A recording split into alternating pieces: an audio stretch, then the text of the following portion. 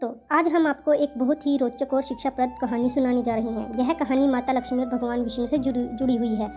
इस कहानी में माता लक्ष्मी ने भगवान विष्णु से 3 बहुत गहरे सवाल पूछे। इन सवालों के जवाब सुनकर आपको बहुत बड़ी सीख मिलेगी। पहला सवाल यह था कि कौन सी स्त्री के भाग्य में पुत्र नहीं होता।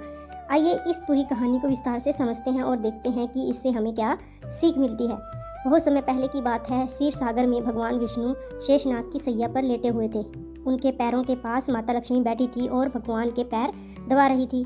सब कुछ शांत था और सुंदर था। समुद्र की लहरें धीरे धीरे चल रही थी और चारों तरफ दिव्य प्रकाश फैला हुआ था। तभी माता लक्ष्मी के मन में कुछ सवाल आए।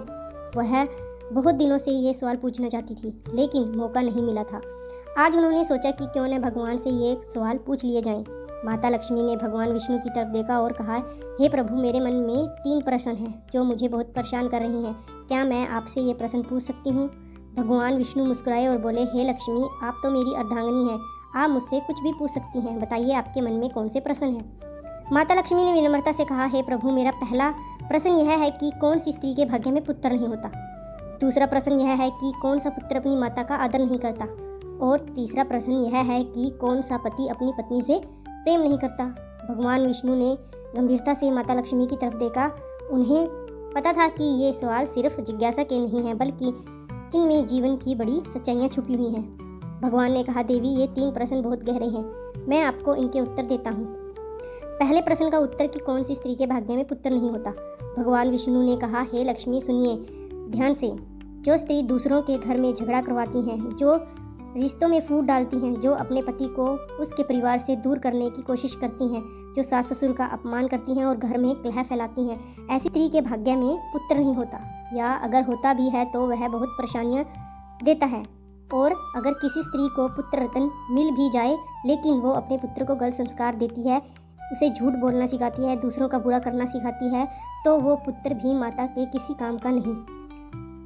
ऐसा पुत्र बड़ा होकर माता पिता को ही दुख देता है। इसलिए स्त्री को चाहिए कि वो घर में शांति और प्रेम बनाए रखे, अच्छे संस्कार दे और सबका सम्मान करे। ऐसी स्त्री के घर में हमेशा खुशियां रहती हैं और उसके पुत्र भी महान बनते हैं। दूसरे प्रश्न का उत्तर कि कौन सा पुत्र अपनी माता का आदर नहीं करता। भगवान ने आगे कहा, हे देवी, अब सुनिए दूसरे प्रश्न का उत्तर। जो पुत्र अपनी पत्नी के कहने पर आकर अपनी माता को भूल जाता है, जो अपनी माता से प्रेम से बात नहीं करता, जो अपनी माता की सेवा नहीं करता और उन्हें बोझ समझता है, ऐसा पुत्र कभी भी अपनी माता का सच्चा आदर नहीं करता। ऐसे पुत्र को पुत्र कहलाना भी पाप है। जो माता ने 9 महीने पेट में रखा, दर्द सहकर जन्म दिया, दूध पिलाया, बीमारी में रात जागे और बड़ा करके लायक बनाया, उसी माता को अगर बुढ़ापे में छोड़ दिया जाए तो उसके बड़ा पाप कोई नहीं। ऐसे पुत्र को धरती पर रहने का कोई हक नहीं। इसलिए हर पुत्र को अपनी माता का सम्मान करना चाहिए, उनकी सेवा करनी चाहिए और उनकी खुशी को भी अपनी खुशी समझना चाहिए।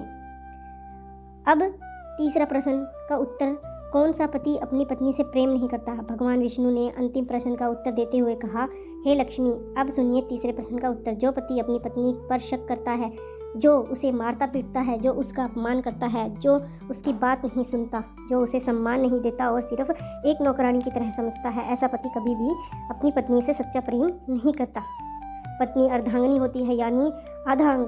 जो अपने आधे अंग का ही सम्मान नहीं करेगा, वो कभी पूरा नहीं हो सकता। जो पति अपनी पत्नी को सम्मान देता है, उसकी बात सुनता है, उसकी राय को महत्व देता है और उसके साथ प्रेम से रहता है, ऐसे पति के घर में हमेशा लक्ष्मी का वास होता है और खुशियाँ बनी रहती हैं। इसलिए हर पति को अपनी पत्नी का सम्मान करना चाहिए। भगवान विष्णु के इन उत्तरों को सुनकर माता लक्ष्मी बहुत प्रसन्न हुई। उन्होंने कहा, हे प्रभु, आपने मेरे सभी प्रश्नों के बहुत सुंदर उत्तर दिए। आपकी बातों से मुझे बहुत शिक्षा मिली। ये उत्तर सिर्फ मेरे लिए नहीं बल्कि पूरी दुनिया के लिए हैं। हर स्त्री को, हर पुत्र को और हर पति को इन बातों को समझना चाहिए और अपने जीवन में उतारना चाहिए। भगवान विष्णु मुस्कुराए और बोले, देवी, यही तो मेरा उद्देश्य था कि बातें सिर्फ बातें नहीं हैं, बल्कि जीवन जीने के नियम हैं। जो इन्हें अपनाएगा वो हमेशा खुश रहेगा और जो इन्हें नहीं अपनाएगा वो दुख ही पाएगा।